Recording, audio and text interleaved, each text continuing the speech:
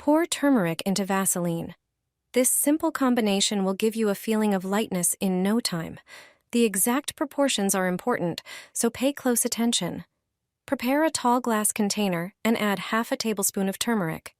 Its natural properties help soften the skin and support its regeneration after a long day, while also providing a soothing effect.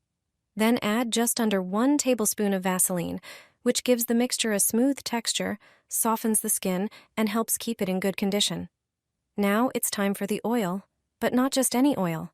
It must be coconut oil so the mixture becomes silky and easy to spread. Coconut oil also deeply moisturizes, nourishes, has antibacterial properties, and leaves the skin smooth and supple. Mix everything well until you get a uniform paste. Now add 1 tablespoon of baking soda, which acts as a gentle exfoliant and cleanser for the skin, with mild antibacterial and antifungal effects. Mix again until all ingredients are perfectly combined. Apply the prepared paste to your knee, spreading it evenly. Then wrap it with plastic wrap to keep the area warm and boost the effectiveness of the ingredients.